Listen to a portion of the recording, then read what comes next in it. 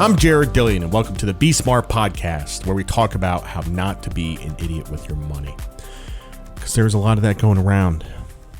So I want to talk about finfluencers, financial influencers. This is a thing. This is happening. There's thousands of these people. There's these people that want to be famous for giving people financial advice. And they have some things in common. Now, I guess I'm a financial influencer, but I didn't ask for this job. This is not what I set out to do. You know, when I left Lehman Brothers in 2008 and I started my newsletter, the Daily Dirt Nap, I wasn't trying to be an influencer. I was trying to run a newsletter. And, one thing led to another, and I had a book, then I had another book, then I had a radio show. Now I'm doing this, and now I guess I'm a finfluencer. I don't know. But I'm not like other finfluencers because I'm old. I mean, relatively speaking. I'm 47. I'm going to be 48 in March. But most of these people are in their 20s. And what you have is you have these 23-year-old kids who are living in the back of a van doing YouTube videos about things like minimalism. And like I said, you would be surprised at the number of people doing this. There are thousands of people doing this. It's nuts. So why would you do this? I mean, the funny thing is that they don't really seem to be trying to make money off of it. They just want to be famous. They want to get the YouTube clicks. They want to get the podcast downloads. They want to be famous doing this. And, for me, it's like there's different kinds of fame. Right? Like if you're in the movies, you're super famous. If you're on TV, you're super famous. But then you have people who are like Twitter famous. You might have somebody on Twitter who has like 100,000 followers. Why? Because they're kind of glib and they post memes and, they're famous on Twitter or TikTok or Instagram. There's people on Instagram who have 2 million followers. And who are they? It's nuts. So the whole definition of fame has changed a lot over the years. I mean, back when I was a kid, it really was like if you were just on TV, but it's different now. So fame is a funny thing, and I am famous in the most minor possible way, but famous enough that I've been recognized on the street a bunch of times. It doesn't usually happen in Myrtle Beach. It happens in New York. It's happened on a plane. I think it happened in Chicago one time, but mostly in New York, and I'll be walking down the street and somebody will come up and give me a high five or a pat on the back or something like that. It happens. Happened in Greece. I was on vacation in Greece in June, and I was on Santorini, and I was walking with my wife, and this guy comes up to me and he's like, "Are you Jared Dillian?" I'm like, "Oh my God, not in Greece." I can't believe it. But the thing about these financial influencers is that they're all 23 years old. And what exactly do you have to offer at 22 years old?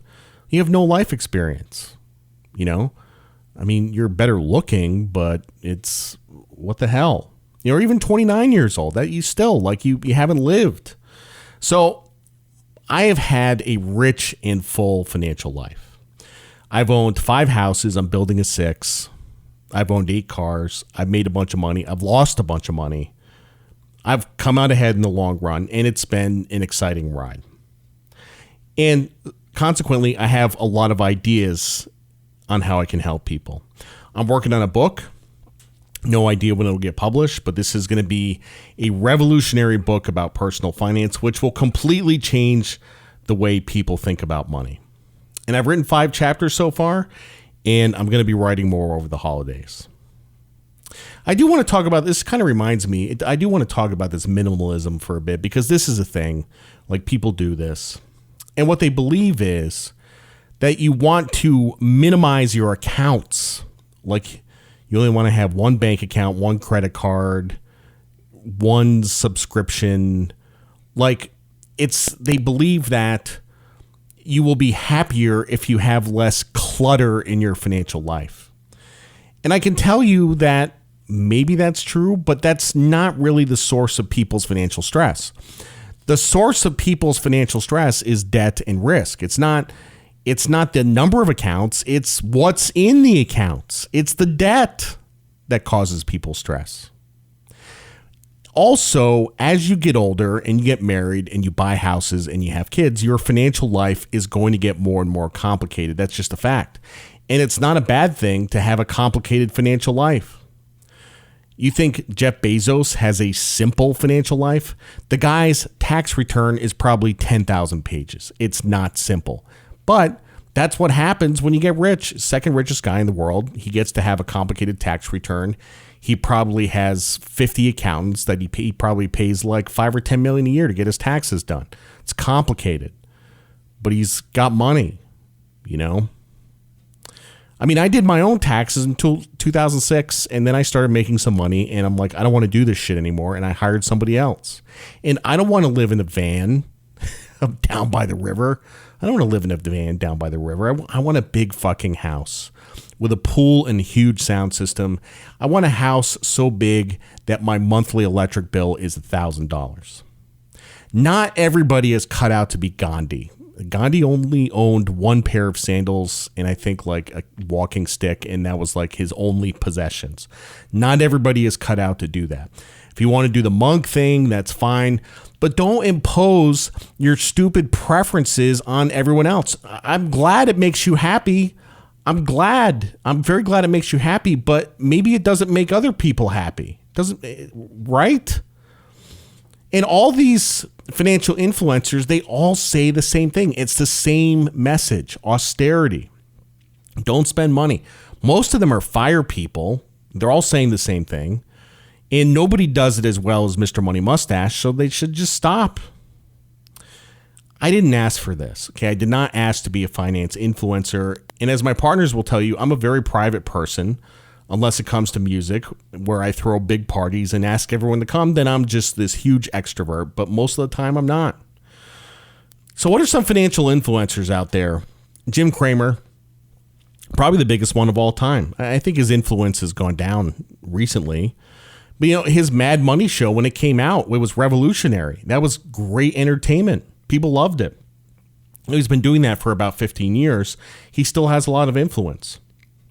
He also had a long career on Wall Street in the hedge fund world. So he's qualified to talk about this stuff. My friend Raul Pal at Real Vision, he's a friend of mine, and I think he's got like 700,000 followers on Twitter, something like that, maybe more.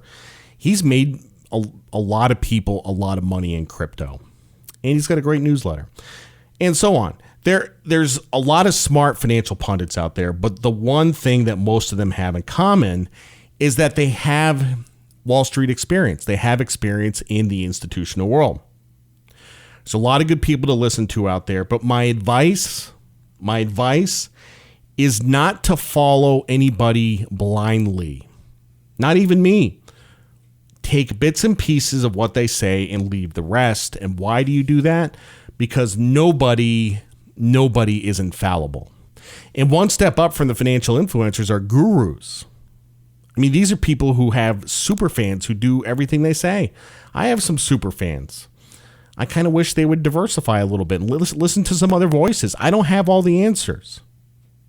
So where do you go for information? Financial information. Where do you go for financial information? In some respects, it's easier than ever. I mean, just type anything into the Google search box. You have pages and pages of results. So much information out there. On the other hand, it's harder because a lot of this information is bad. More than 50%. I would say like 80% of this information is bad. And if you don't have any experience with this, you don't know how to filter it out. The stuff on YouTube is appallingly bad. I really don't know of any good financial content on YouTube. A lot of it is really, really bad. A lot of it's scams. A lot of it's really scammy stuff. You know, I've seen some appalling financial YouTube videos. And how are you supposed to know who is legitimate? And you don't know. You don't know. I can tell you that I'm legit, but I can also tell you that I'm human and I'm fallible and I make mistakes all the time. I don't desire fame at all. I really don't. What I desire is money. And I have no problem saying that. I'm just being perfectly honest. I have a newsletter business that is successful, and I want it to be more successful.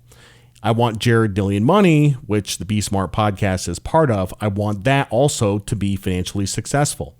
If I could do all this without getting famous, I absolutely would.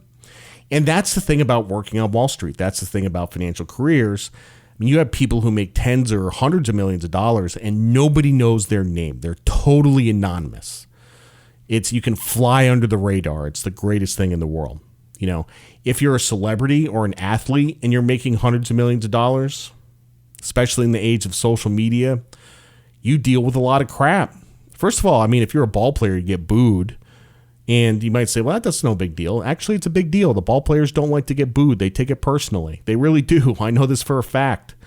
They have Instagram accounts. You have haters in the comments. You have haters in Twitter. I mean, nobody needs this, you know. George Clooney, I read about this recently. George Clooney had a motorcycle accident, and he was lying on the pavement dying. And nobody called for help. They were standing around taking pictures of him. That's what it's like to be famous. My advice to you is to filter out all this noise. Get a financial advisor, one that you trust, okay? And that relationship works best if you don't grow a brain and tell them what to do all the time. I can't tell you how many stories I've heard of financial advisors who gave their clients advice. They said, you know what, stock market's looking a little bubbly. I think it's time to pull back. I think we should sell some stuff. And the clients grow a brain and they say, nope, you know, I want to buy these stocks. And then the market crashes and they get sconed. You know, I hear those stories all the time. If you really want to live a stress-free financial life, you want to take the brain damage out of your decision-making and let someone else take the wheel. You've been listening to the Be Smart podcast with Jared Dillian. See you next time.